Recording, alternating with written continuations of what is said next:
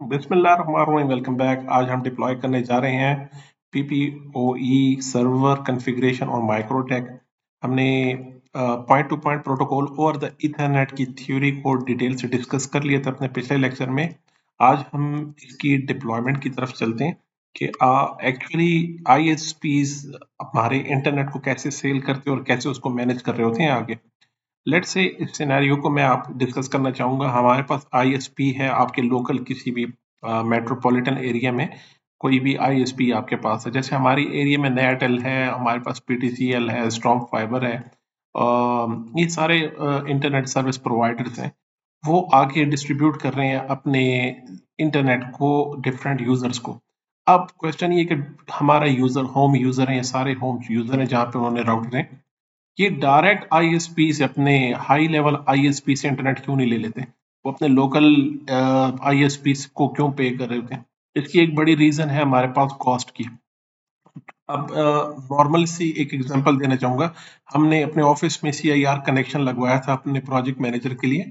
तो उसकी cost round around Pakistan में 45,000 राउंड अराउंड उसकी कॉस्ट आ रही थी। 45,000 रुपीज। तो एस यू नॉर्मल यूजर्स जो सिंपल अपने घर के छोटी मोटी जरूरत के लिए इंटरनेट जिन्हें चाहिए होता है, तो वो इतनी बड़ी अमाउंट क्यों पे करेगा? और कोई पे भी नहीं कर सकता।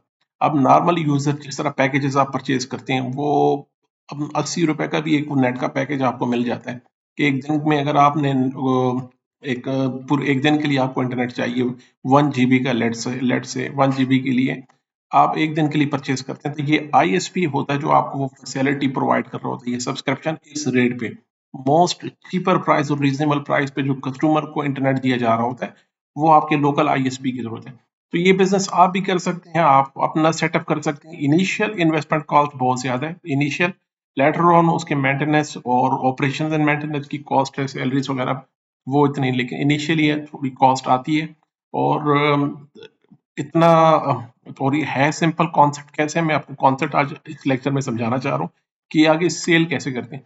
आपके इंटरनेट को डिस्ट्रीब्यूट किया जाता है लेट से एफटीटीएच के थ्रू, फाइबर टू द होम। कोई नेटवर्क आपने बिछा दिया हमारे क्लाइंट के प्रेमिसेस तक, ये सारे होम यूजर्स हैं लेट से। और लेट से हमारे पीटीसीएल अपना राउटर दे रहे हैं, नेटल अपना राउटर प्रोवाइड कर रहे होते हैं, और हवावी के अपने ओएनटी डिवाइसेस हैं। इस तरफ स्ट्रॉन्ग फाइबर अपने डिवाइसेस कस्टमर की प्रेमिसेस में इंस्टॉल कर देते हैं। वो अपने इंस्टॉल करने के दो फायदे, एक तो उनके पास रिमोट का एक्सेस कॉस्ट आ जाता है, जहाँ पे जब भी आपको कोई कस्टमर सपोर्ट से कोई हेल्प चाहिए होती है, तो आपके सारे राउटर्स उनके डैशबोर्ड पे अवेलेबल होते हैं। Once user name password change करना है उनको, किसी भी कोई नॉर्मल रेंज की कोई प्रॉब्लम है, तो वो आपके राउटर को एक्सेस करके उसको रीस्टार्ट करके या रिकन्फिगर करके आपके इंटरनेट के मसले को हल करा देते हैं। और दूसरा ये है कि ये कॉन्फ़िगरेशन सिर्फ आपके जो टेक्निकल टीम होती है वो आके सिर्फ सिर्फ प्लग कर जाती है, वैन इंटरफेस पे से लगाया, दैट्स इट। और उनको कोई खास कॉन्फ़िगरेशन टेक्निकल लोगों को नहीं करनी होती, कोई सच नहीं है। बैक एंड से वैसे भी उसे मैनेज किया जा रहा होता है। अभी हम चलते हैं सबसे पहले आईएसपी की तरफ। हम आईएसपी के अपने मेन राउटर की पीपीओई की कॉन्फ़िगरेशन करते हैं। यहाँ पे आप देखेंगे मेरे पास लोकल आईएसपी आ रहा है, हमारे पास माइक्रोटेक का। पहले हम इसे एक्सेस कर लेते हैं।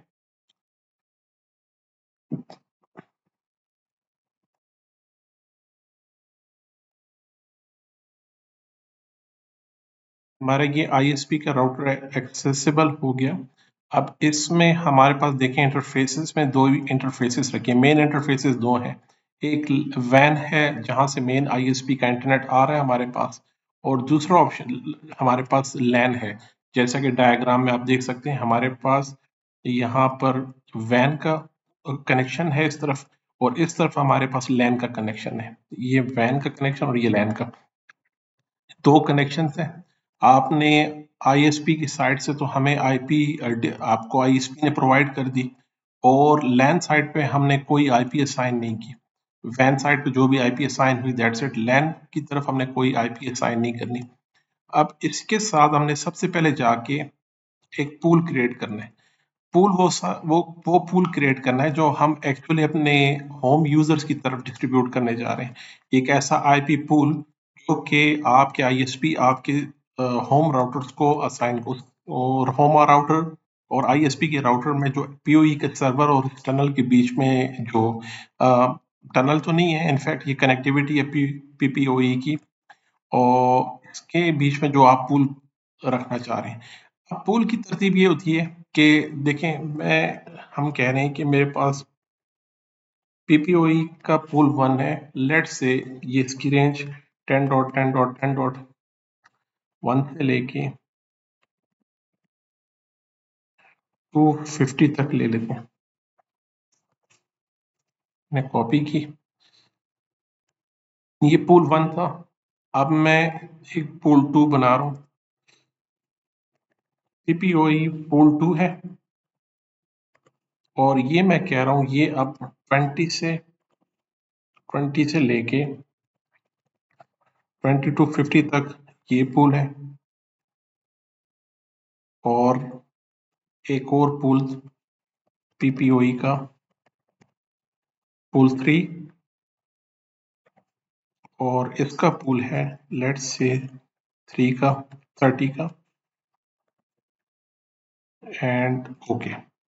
अब लेट्स से मैंने जैसे बताया था आपको पिछले लेक्चर में, अक्सर मैंने ये बात कही कि आईएसपी आपकी एक ही लाइव आईपी यहाँ से परचेज कर लेती है अपने हायर टीयर से विद बेस्ट मैनेजेबल जो एमबीज हैं वो अपने हायर टीयर से परचेज कर लेती है।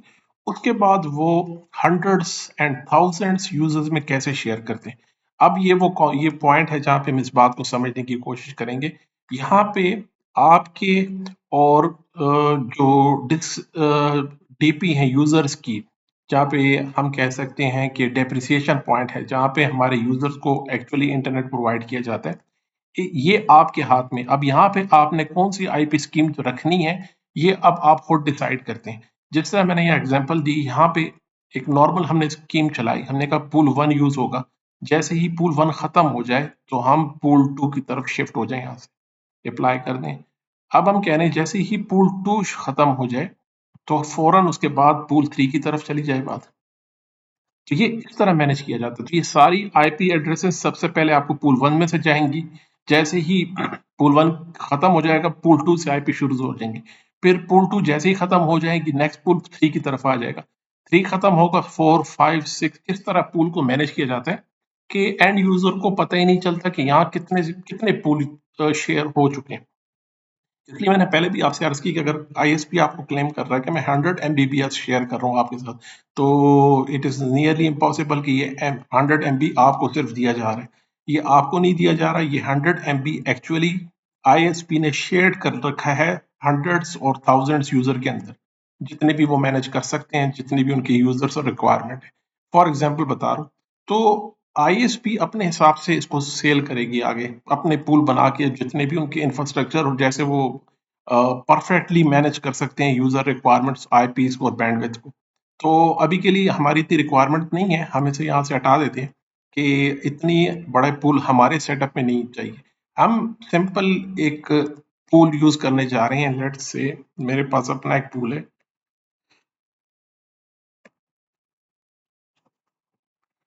और पूल हम यहाँ पे पब्लिक आईपी की फॉर एग्जांपल एक रेंज, यूजर नॉर्मली जो अपने राउटर पे देखते हैं उन्हें इस तरह की कोई पब्लिक आईपी शो हो रही होती है, उन्हें लग रहा होता है कि वो पब्लिक आईपी यूज कर रहे होते हैं, लेकिन इनफैक्ट ये पब्लिक आईपी नहीं, ये अपनी ही सबनेटेड आईपीज होती हैं।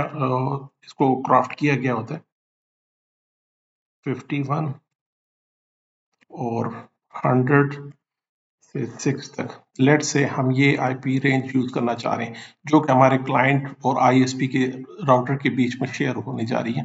तो ये आईपी पूल हमने डिसाइड कर लिया यहाँ पर। उसके बाद हम आते हैं अपने पीपीओई सर्वर की तरफ यहाँ पे, और यहाँ पे आप देख रहे हैं पीपीओई सर्वर है, इसको हम कॉन्फ़िगर कर लेते हैं। इससे पहले, कॉन्फ़िगर करने से पहले आपको प्रोफाइल बनानी है, प्रोफाइल बनानी है। और प्रोफाइल मैंने किसके लिए बनाई, मैं कह रहा हूँ जनाब ये है पीपीओई के लिए प्रोफाइल हम बना रहे हैं। और इसकी लोकल एड्रेस, इसमें हमने जो 1 आईपी रिजर्व करी थी 198.51.100.1, ये पहले ही मैंने इसको रिजर्व कर दिया था, और बाकी मैंने पूल में यहाँ पे मेंशन कर दिए बाकी आईपी। तो फॉर एग्जांपल ये हमने डिसाइड कर दिया कि इस रेंज में से मोस्ट इम्पोर्टेंटली ये पॉइंट है इसमें कि आपने टीसीपी एमएसएस के ऑप्शन को यस कर देना है। ये लाजमी आप यस कर दें, इससे जो फ्रेगमेंटेशन का प्रॉब्लम है वो यहाँ पे आपको सॉल्व हो जाता है किसी हद तक। यहाँ हमने इसको आप नाम दे दें, हमने यहाँ नाम मेंशन कर देना है, पीपीओई की प्रोफाइल है और ये ऑप्शन बहुत इंपॉर्टेंट है। आपने मैक्सिमम सेगमेंट साइज टीसीपी का, इसे आपने यस कर देना है कि यूजर टीसीपी हेडर्स को एडजस्ट करते हुए मैक्सिमम यूजर का डाटा हमारे पेलोड में ऐड हो जाए। जैसे मैंने अपने थ्योरी लेक्चर में बताया था, इसका साइज, पैकेट का साइज छोटा हो जाता है, इसमें फ्रेगमेंटेशन का इशू रहता है।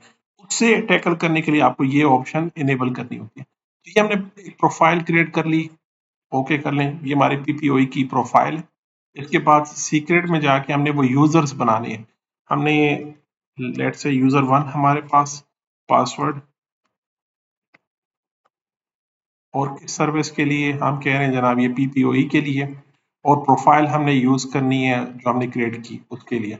अप्लाई कर दें और दूसरा यूजर हमने क्रिएट करना है यूजर 2 और अप्लाई कर दें और हमने एक यूजर 3, टोटल कनेक्शन हमारे पास 5 हैं तो उसके लिए हम 5 यूजर बना रहे हैं और यूजर 4 एंड यूजर 5।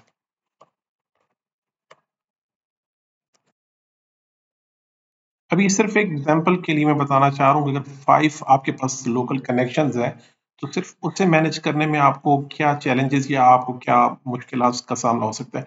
हमारी लोकेलिटी में 5 सब्सक्राइबर्स हैं हमारे इंटरनेट के। यहाँ पे पीपीई की ऑथेंटिकेशन अकाउंटिंग के लिए आप रेडियस सर्वर सेपरेटली इन सब की मैनेजमेंट के लिए, अकाउंटेबिलिटी के लिए, टाइम मैनेजमेंट के लिए, पैकेज के लिए, तो वास्ट रेंज ऑफ कंट्रोल आपको हमारे पास रेडियस सर्वर से आता है। वो भी आप इसके साथ इंटीग्रेट कर सकते हैं। इसी साथ हमने पीपीओई सर्वर में जाना है और इस सर्वर को आज अभी क्रिएट कर लेते हैं। हम कह रहे हैं ये पीपीओई का सर्वर है, लेट्स से कौन से इंटरफेस पे, तो हमने ये, हमारे पास दो ही इंटरफेस है, एक वैन है और एक हमारे पास लैन है। तो लैन के लिए मेंशन कर देते हैं कि ये जनाब हमने लैन के लिए यूज करना है, डिफॉल्ट प्रोफाइल नहीं हमने यूज करनी है, हमने पीपीओई की प्रोफाइल यूज करनी है। इसी के साथ एक्सेप्ट एम्प्टी सर्विस करने के, क्लाइंट सर्विस ना भी मेंशन करे तो भी पीपीओई के साथ ये कनेक्ट हो जाए। वन सेशन पर होस्ट हमारे पास कह रहे हैं कि एक यूजर मेरे पास जब एक राउटर से लॉगिन कर लेता है तो क्या वही यूजर दूसरे से लॉगिन कर सकता है। अब बाज़ औक़ात ऐसा हो कि एक यूजर के नॉन पेड बिल की वजह से उसको इंटरनेट बंद कर दिया जाता है, तो वो दूसरे का अकाउंट यूज करके अपना इंटरनेट चला सकता है कि नहीं। तो उसके लिए हम ऑप्शन करते हैं कि यार सिर्फ एक ही यूजर पर सेशन हो सकता है। तो हमने ये ऑप्शन लगा दिया इसके साथ और अप्लाई एंड ओके।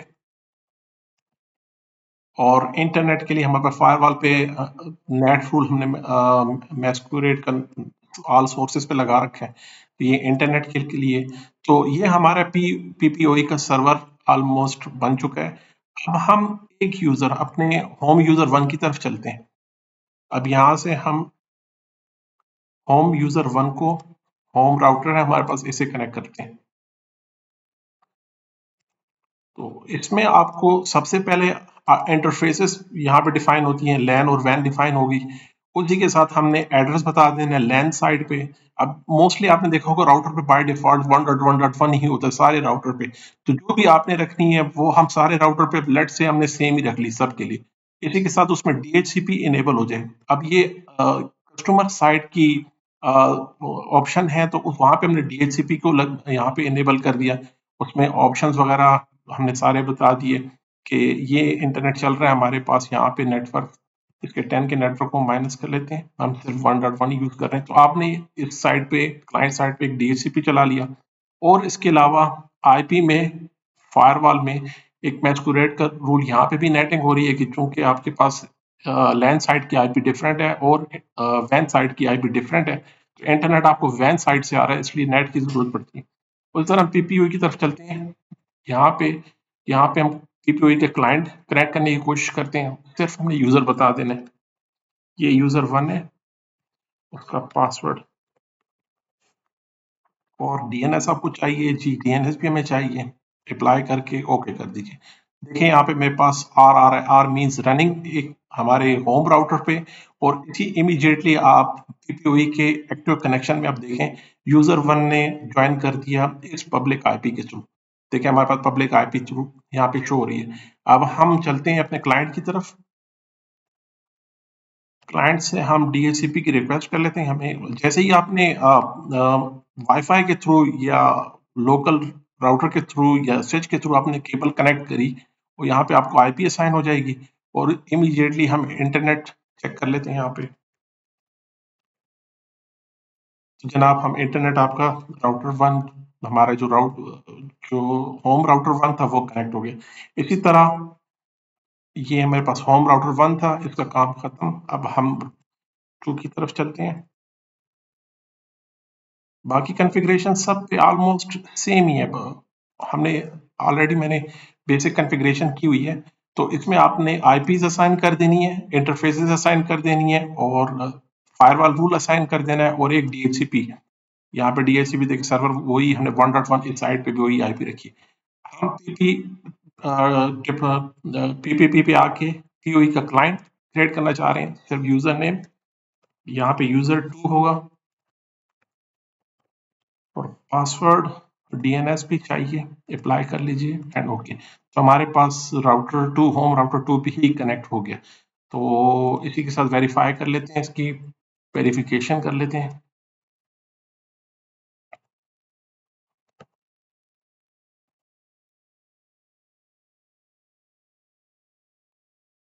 कनेक्ट करा लीजिए।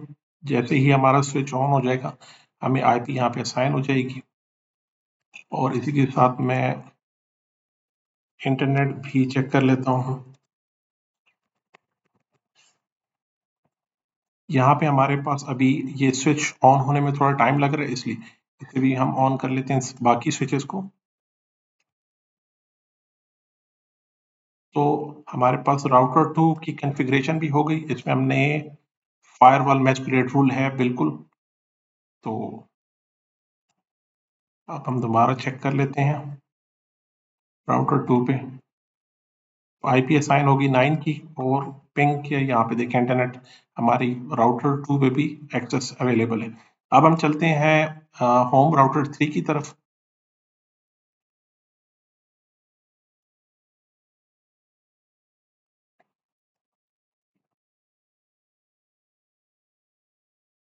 यहाँ पे भी हमने पीपीओई पे जाके पी के क्लाइंट पे आके हमने सिर्फ यूजर मेंशन कर देना है, यूजर 3, और उसका पासवर्ड, और डीएनएस भी असाइन कर दें। हमारा यूजर 3 भी कनेक्ट हो गया, और इसके बाद हम इसकी कनेक्टिविटी भी चेक कर लेते हैं।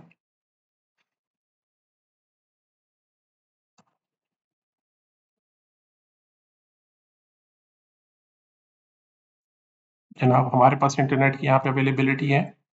अब हम राउटर 4 की तरफ आ जाते हैं।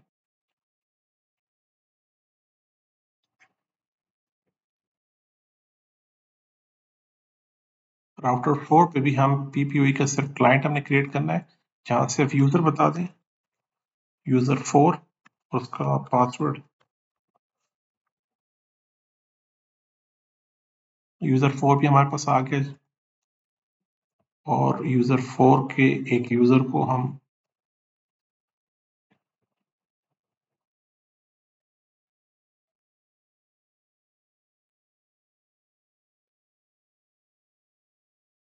यहाँ पे भी जनाब इंटरनेट हमारे पास अवेलेबल हो गया 4 पे।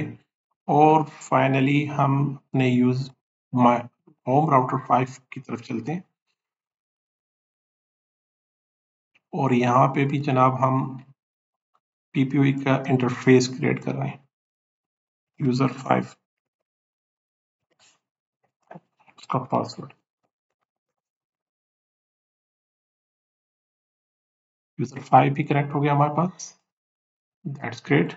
और अब हम यूजर 5 की कनेक्टिविटी भी चेक कर लेते हैं।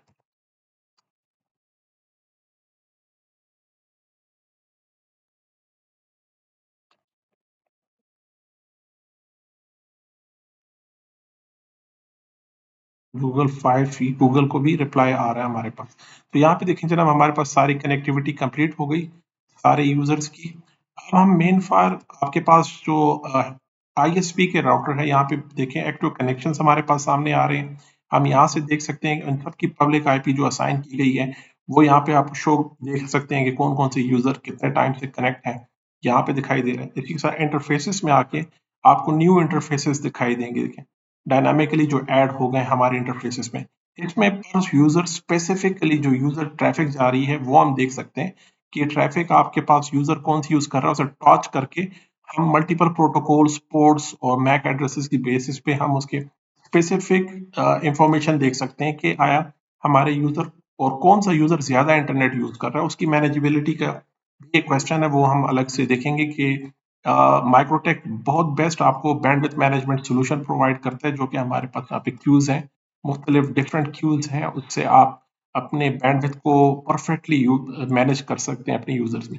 तो देखें एक ही इंटरफेस हमारे पास थी, सिर्फ एक इंटरफेस, उसमें हमने मल्टीपल यूजर्स को किस तरह मैनेज कर रहे हैं हम अपने आईएसपी के इंटरनेट को और यूजर के साथ शेयर कर रहे हैं, यहाँ पे हम ये देखने को मिल रहा है।